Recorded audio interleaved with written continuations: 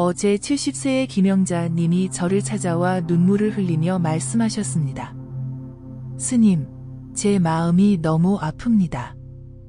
아들에게 모든 재산을 물려주고 함께 살기로 했는데 이제는 저를 짐처럼 여기는 것 같아요. 며느리는 제가 부엌에 들어가는 것조차 눈치를 줍니다. 내 자식인데 어떻게 이럴 수 있나요? 이 이야기를 들으며 부처님께서 설하신 중도의 가르침이 떠올랐습니다. 너무 가깝지도 너무 멀지도 않은 그 절묘한 거리를 찾는 지혜야말로 현대 부모 자녀 관계에서 가장 필요한 가르침이 아닐까 생각했습니다. 부처님께서는 집착은 고통의 원인이다 라고 말씀하셨습니다. 자녀에 대한 지나친 집착과 기대가 오히려 관계를 망치는 경우가 얼마나 많습니까? 68세의 박철수님은 이런 고백을 하셨습니다. 저는 평생 자식들을 위해 살았습니다. 대학 등록금을 마련하려 밤낮 없이 일했고 결혼 비용과 처집 마련까지 모든 것을 지원했습니다. 그런데 지금 제가 아플 때 자녀들은 바쁘다며 병원의 동행도 잘 해주지 않습니다. 평생 희생했는데 이게 제가 받을 대우인가요? 이런 원망과 실망은 자녀와의 건강한 관계를 더욱 어렵게 만듭니다. 부처님께서는 집착이 있는 곳에 고통이 따른다 고 가르치셨습니다. 부모가 자녀에게 건넨 사랑과 희생의 크기만큼 돌려받기를 기대할 때 그 기대가 충족되지 않으면 큰 상처가 됩니다. 특히 한국의 전통적인 효사상과 현대적 가치관이 충돌하는 지금 부모 세대의 기대와 자녀 세대의 인식 사이에는 큰 간극이 존재합니다. 부처님께서는 모든 현상은 변한다 는 무상의 진리를 가르치셨습니다. 시대도 문화도 가족 관계의 양상도 변합니다. 과거의 효 개념에 집착하여 자녀에게 같은 방식의 봉양을 기대하는 것은 현실적이지 않을 수 있습니다. 65세의 이명희님은 자녀 관계에 큰 전환을 경험한 분입니다. 저는 자녀들의 삶에 계속 간섭하고 조언한다는 명목으로 비판하곤 했습니다.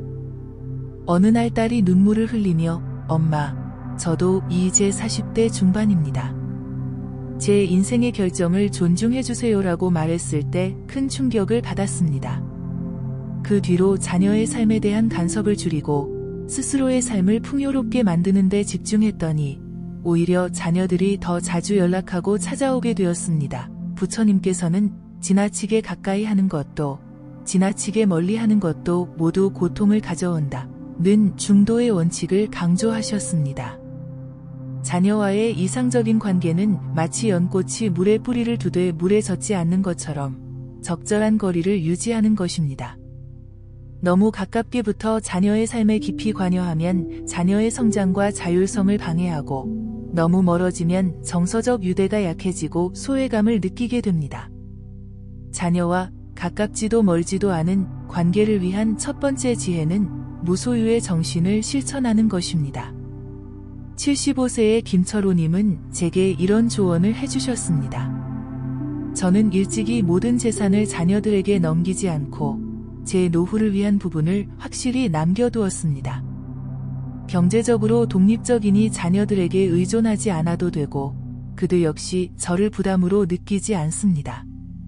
서로 도울 때는 돕되 기본적으로는 각자의 삶을 살아가는 것이 중요합니다. 부처님께서는 집착하지 않는 사람은 두려움이 없다 고 말씀하셨습니다.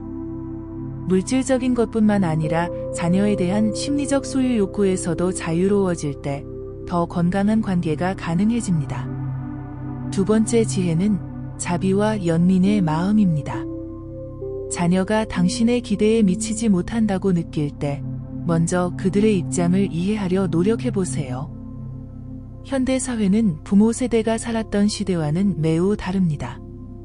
치열한 경쟁, 불안정한 일자리, 높은 주거비용, 육아와 직장 사이의 균형 등 자녀 세대는 그들만의 고유한 어려움을 겪고 있습니다. 72세의 박순자님은 이렇게 말씀하셨습니다. 처음에는 아들이 명절에도 오지 못할 때 서운했습니다. 그런데 어느 날 아들의 직장 상황을 자세히 듣고 나니 얼마나 힘든 환경에서 일하고 있는지 이해하게 되었습니다. 이제는 오히려 제가 명절에 아들 집에 찾아가거나 편한 시간에 만나자고 제안합니다. 서로 이해하니 관계가 훨씬 편안해졌습니다. 부처님께서는 이해가 깊어지면 사랑도 깊어진다 고 가르치셨습니다. 세 번째 지혜는 자기 성찰의 실천입니다. 자녀와의 갈등이 생길 때마다 먼저 자신의 마음을 들여다보는 습관이 중요합니다. 나는 자녀에게 무엇을 기대하는가? 그 기대는 합리적인가? 내 불만은 진정으로 자녀의 행동 때문인가? 아니면 내 내면의 외로움이나 인정받고 싶은 욕구 때문인가?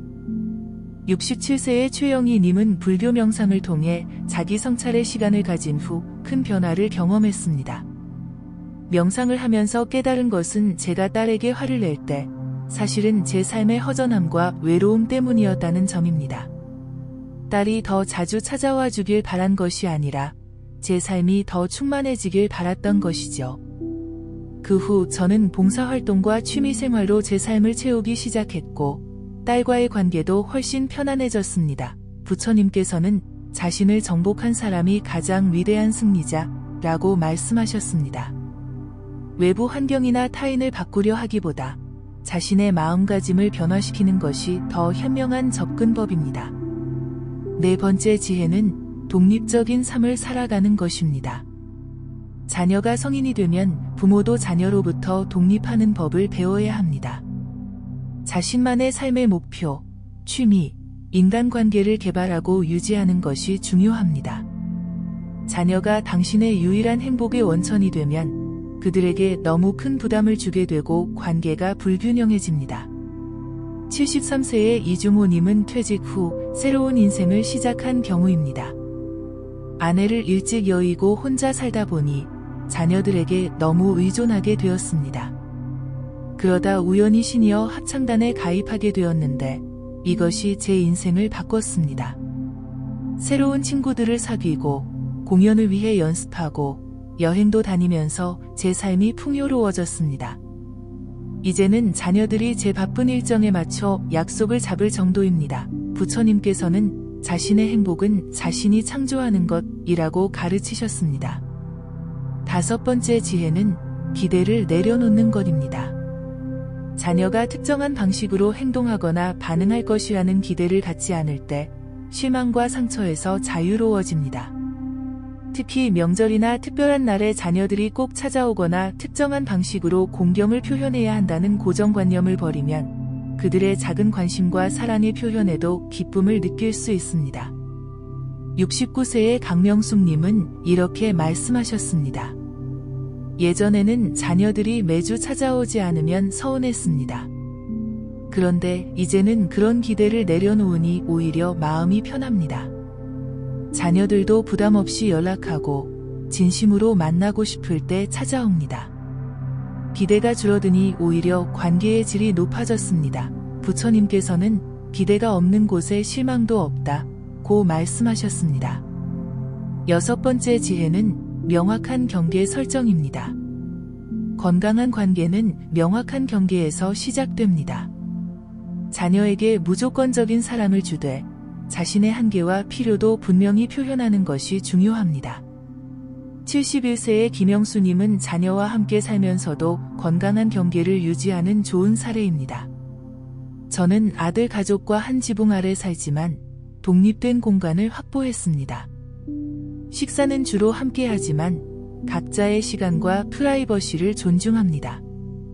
손주를 돌봐주기도 하지만 미리 약속한 시간에만 합니다. 이렇게 명확한 경계가 있으니 함께 살아도 갈등이 적습니다. 부처님께서는 모든 관계는 균형을 이룰 때 번영한다고 가르치셨습니다. 일방적인 희생이나 의존은 오래 지속될 수 없으며 서로의 독립성과 자율성을 존중할 때 건강한 관계가 유지됩니다. 일곱 번째 지혜는 효과적인 의사소통입니다. 많은 부모-자녀 갈등은 소통의 부재에서 비롯됩니다. 자신의 감정과 필요를 비난하지 않고 솔직하게 표현하며 동시에 자녀의 이야기를 판단 없이 경청하는 자세가 중요합니다. 66세의 정미숙님은 의사소통 방식을 바꾼 후 큰 변화를 경험했습니다. 예전에는 너는 부모도 안중에 없니? 라며 자녀를 비난했는데 이제는 엄마가 너와 더 자주 만나고 싶어. 가능한 시간이 있을까? 라고 솔직하게 제 감정을 표현합니다. 이렇게 바꾸니 자녀들의 반응도 달라졌습니다. 그들도 자신의 상황을 솔직하게 설명하고 가능한 범위 내에서 시간을 만들어 주려고 노력합니다. 부처님께서는 올바른 말은 꿀보다 달다고 하셨습니다. 비난과 원망 대신 이해와 존중을 바탕으로 한 대화는 관계를 치유하는 강력한 도구가 됩니다. 8번째 지혜는 감사와 인정의 마음입니다. 자녀가 해준 작은 것에도 진심으로 감사하고 그들의 노력과 성장을 인정해주는 것이 중요합니다. 자녀들은 부모의 인정을 갈망하지만 동시에 자신의 방식대로 살고 싶어하는 모순적인 욕구를 가지고 있습니다. 74세의 이상철님은 이렇게 말씀하셨습니다. 저는 매주 자녀들에게 감사 문자를 보냅니다. 전화를 해준 것, 가끔 방문해준 것, 필요한 물건을 사다 준 것 등 작은 일에도 감사를 표현합니다. 처음에는 어색해했지만 이제는 자녀들도 저에게 더 많이 감사를 표현하게 되었습니다. 서로 인정하고 감사하니 관계가 훨씬 따뜻해졌습니다. 부처님께서는 감사하는 마음은 행복의 문을 연다고 말씀하셨습니다. 9번째 지혜는 현명한 도움 주기입니다. 많은 부모님들이 자녀에게 도움을 주고 싶어 하지만 그 방식이 때로는 자녀의 자립심을 해치거나 불필요한 간섭으로 느껴질 수 있습니다. 현명한 도움은 자녀가 원할 때 그들의 자율성을 존중하며 제공하는 것입니다. 70세의 박정호님은 이런 경험을 나누셨습니다. 저는 딸이 육아로 힘들어할 때 매번 참견하고 조언했었는데 이것이 오히려 갈등의 원인이 되었습니다. 이제는 도움이 필요하면 언제든 말해라고 한마디만 하고 기다립니다. 딸이 도움을 요청할 때만 개입하니 오히려 더 자주 조언을 구하게 되었습니다. 부처님께서는 자비는 상대방의 필요에 맞춰 행동하는 것이라고 가르치셨습니다.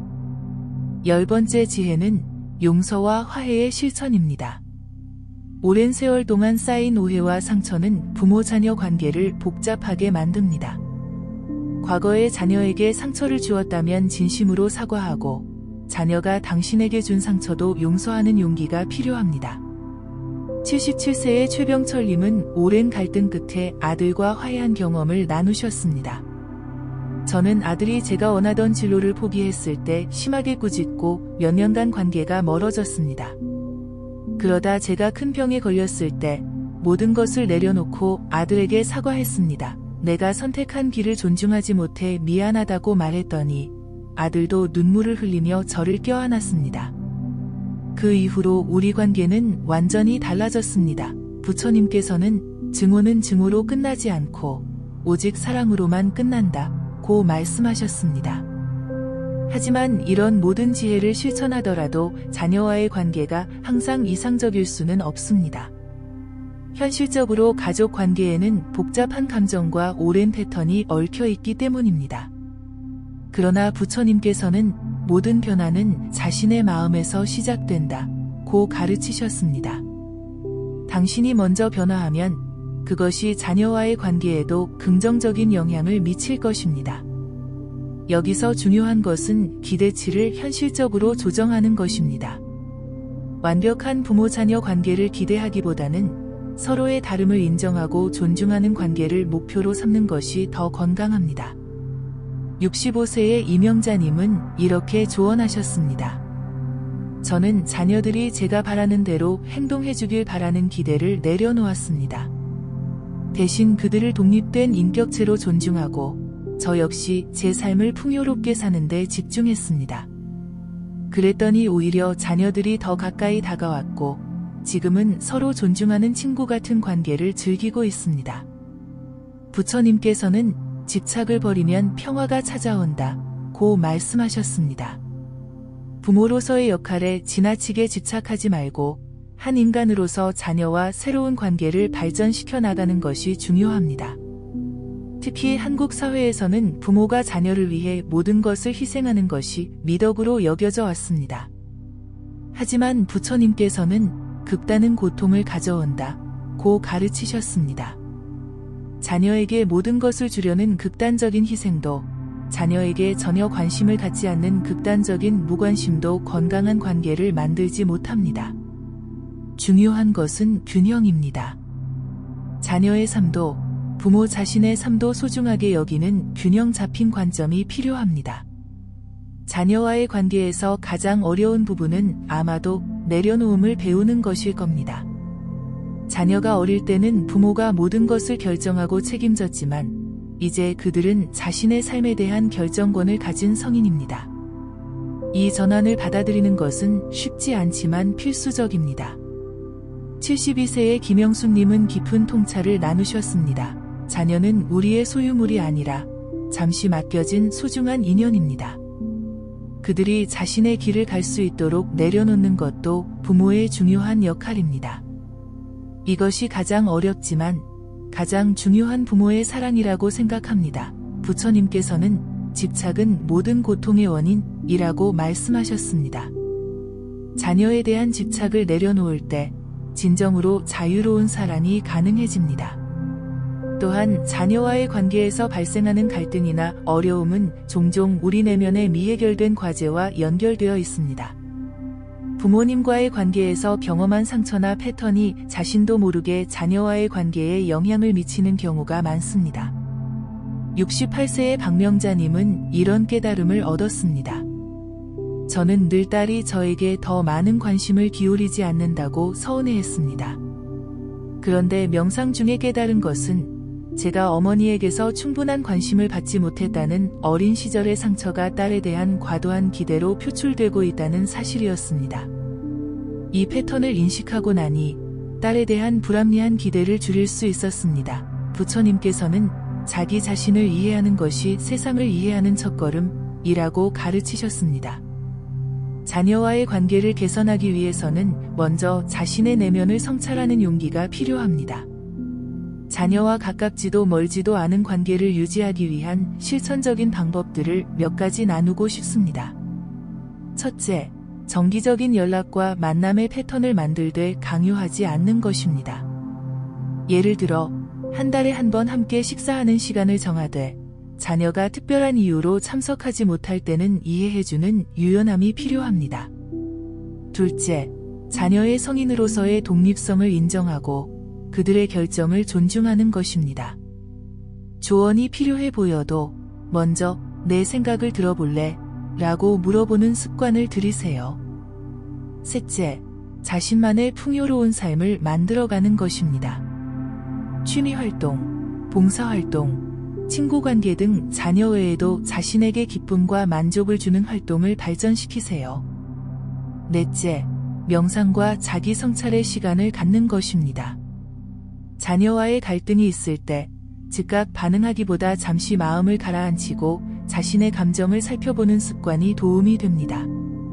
다섯째, 과거의 실수나 상처에 대해 열린 대화를 시도하는 것입니다.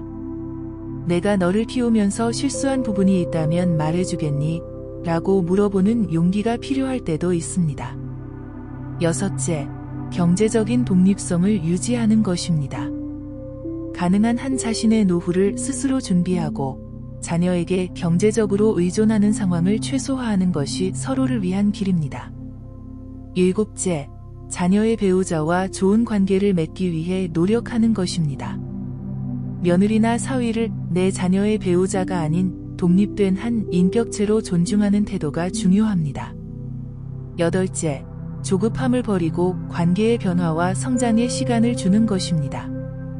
오랜 세월 형성된 관계 패턴은 하루아침에 바뀌지 않습니다. 꾸준한 노력과 인내가 필요합니다. 아홉째, 감사와 칭찬을 아끼지 않는 것입니다. 자녀의 작은 배려나 노력에도 진심으로 감사를 표현하고 그들의 성취와 성장을 기쁘게 인정해주세요. 열째, 무조건적인 사랑을 실천하는 것입니다. 자녀가 당신의 기대에 미치지 못하더라도 그들의 존재 자체를 사랑한다는 메시지를 지속적으로 전달하는 것이 중요합니다. 부처님께서는 진정한 사랑은 조건이 없다 고 말씀하셨습니다. 이 모든 지혜를 실천하면서도 현실적인 어려움은 분명히 있을 것입니다. 특히 노년기에 건강이 악화되어 자녀의 도움이 필요해지는 상황에서는 독립성을 유지하기가 더욱 어려워집니다. 그럴 때는 어떻게 해야 할까요? 76세의 이정숙님은 중풍으로 거동이 불편해진 후에도 자녀와의 균형 있는 관계를 유지하는 지혜를 보여주셨습니다. 제가 아프게 되자 딸이 저를 모시겠다고 했지만 저는 가능한 한 제 집에서 생활하기를 원했습니다. 그래서 일주일에 3번 방문 요양 서비스를 이용하고 딸은 주말에만 방문하도록 했습니다. 제가 모든 도움을 딸에게만 의존하지 않으니 딸도 부담을 덜 느끼고 더 기쁜 마음으로 저를 돌봐줍니다. 부처님께서는 지혜로운 사람은 자신과 타인 모두에게 이로운 길을 찾는다 고 가르치셨습니다. 상황이 어려워도 서로에게 최선인 방법을 찾는 지혜가 필요합니다. 또 하나의 현실적인 도전은 자녀의 결혼과 함께 형성되는 새로운 가족 관계입니다. 특히 며느리나 사위와의 관계는 많은 부모님들에게 어려운 과제입니다. 74세의 김영자님은 며느리와의 관계를 개선한 경험을 나누셨습니다. 처음에는 며느리가 제 아들을 충분히 잘 돌보지 않는다고 생각했습니다. 그런데 어느 날 문득 며느리도 자신의 부모님이 있고 그도 역시 딸에 대한 기대가 있을 것이라는 생각이 들었습니다. 그 후로는 며느리를 내 아들의 아내가 아닌 한 개인으로 바라보려고 노력했고 그녀의 어려움을 이해하려고 했습니다. 이런 태도 변화가 우리 관계를 크게 개선했습니다. 부처님께서는 모든 존재는 연결되어 있다는 연기의 법을 가르치셨습니다. 가족 관계에서도 한 사람의 변화는 전체 관계의 변화로 이어집니다. 당신이 먼저 마음을 열고 이해하려 할 때 관계의 역동성이 변화하기 시작합니다. 자녀와의 갈등이 깊어져 관계가 단절된 경우도 있을 것입니다. 그런 상황에서는 어떻게 해야 할까요? 81세의 박상철님은 10년간 아들과 연락이 끊겼다가 화해한 사례를 들려주셨습니다. 아들의 결혼을 반대했던 것이 갈등의 시작이었습니다. 긴 시간 동안 서로 연락하지 않았지만 제 마음속에서는 늘 아들을 그리워했습니다. 결국 제가 먼저 손을 내밀어 편지를 썼고 내 선택을 존중하지 못해 미안하다고 진심으로 사과했습니다. 처음에는 답장이 없었지만 몇 달 후 아들이 찾아왔고 우리는 함께 울며 화해했습니다. 지금은 손자도 보며 행복한 시간을 보내고 있습니다. 부처님께서는 증오는 증오로 해결되지 않으며 오직 사랑만이 증오를 녹일 수 있다 고 말씀하셨습니다. 아무리 깊은 갈등도 진심 어린 사랑과 용서로 치유될 수 있습니다. 노년기에는 자녀뿐만 아니라 손자, 손녀와의 관계도 중요해집니다. 이 관계에서도 가깝지도 멀지도 않은 균형을 찾는 것이 필요합니다. 69세의 이명희님은 이런 경험을 나누셨습니다. 손주들을 무척 사랑하지만 육아 방식에 대해 딸과 의견이 다를 때가 많습니다.